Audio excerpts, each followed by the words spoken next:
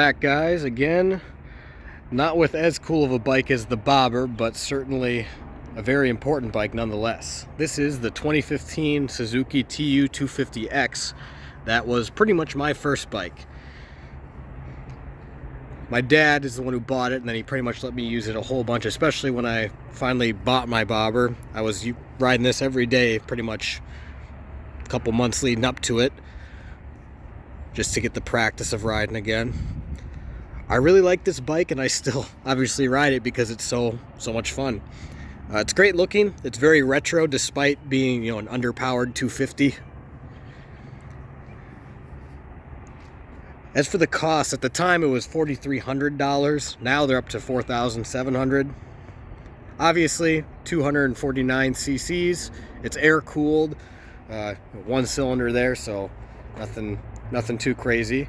Makes approximately 24 horsepower at 8,500 RPMs. Top speed of 75 miles an hour going downhill. If you're going uphill, maybe like 50. And if you're heavier, then maybe less than that. 3.2 gallon tank, weighs 330 pounds, soaking wet.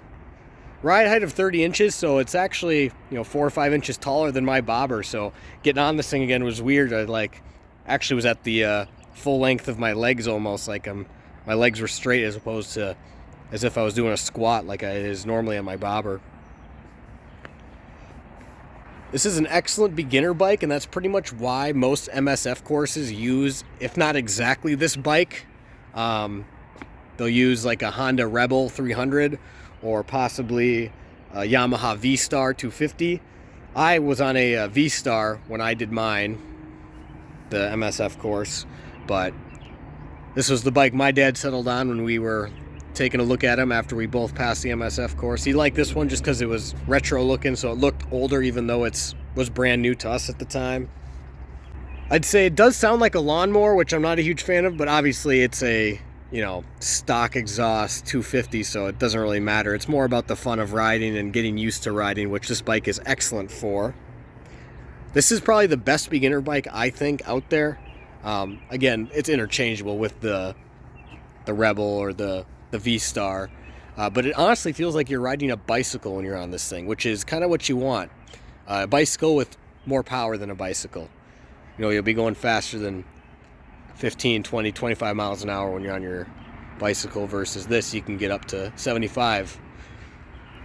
On the highway, this thing is terrifying. It vibrates, it's really loud, the engine sounds like it's going to blow up, but I wouldn't recommend taking this on the highway.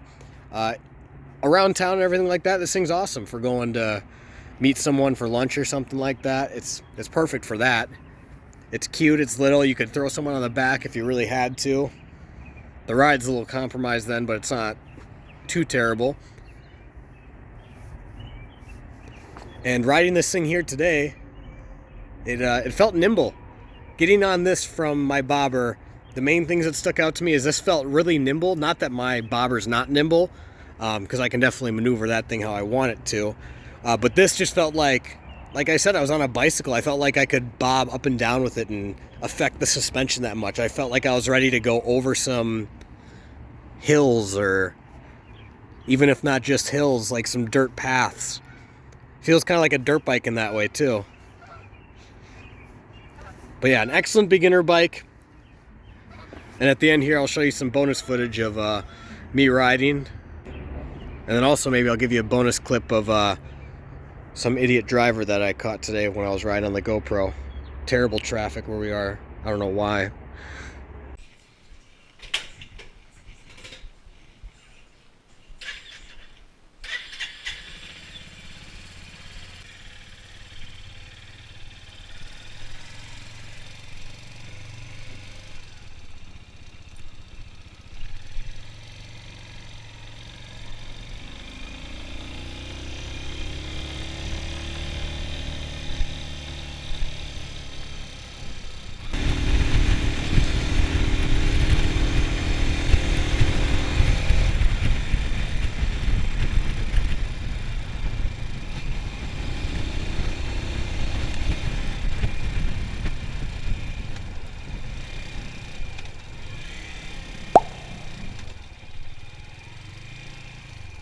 So this stupid lady, no blinker, no complete stop, although she's there as if she made a complete stop, like for the length of time, but she just made a really long extended rolling stop.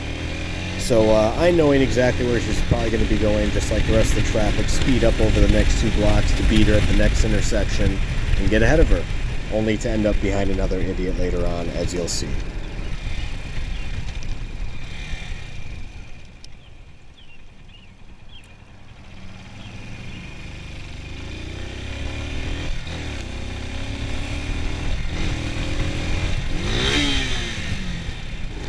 Clutch work isn't great, getting back on this after riding my bobber for so long, so getting used to the clutch on this thing took me a second.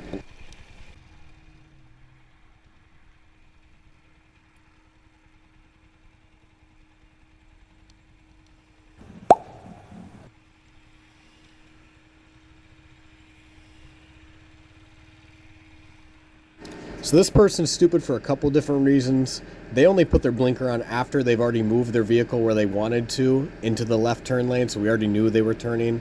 But then they decide to put their blinker on late after it's no longer needed.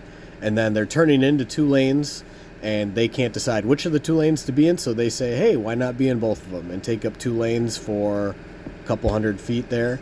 As I try and pass on the left, they eventually squeeze me off again with no blinker and then decide to go 10 miles under the speed limit in this particular area, so I go around them in the slow lane, which again is a little bit more dangerous, but I'm just trying to get around the idiots. Most people don't know what passing lanes are for, so you got to go around those types of people on the road, unfortunately.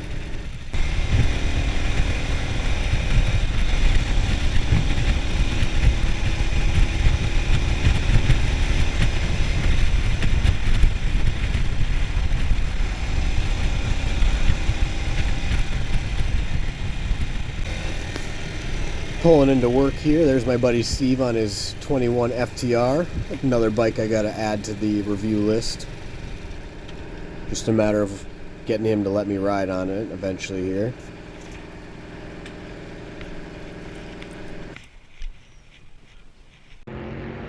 Otherwise, I'll see you guys next week. Hopefully with an 883 to test drive, or possibly an Iron 883 that's been modified to a 1200. I don't know yet. Got a lot of things in the working here. And I'm still waiting on those Yamaha XS650s to show up. That should be within the next month. So see you guys next week.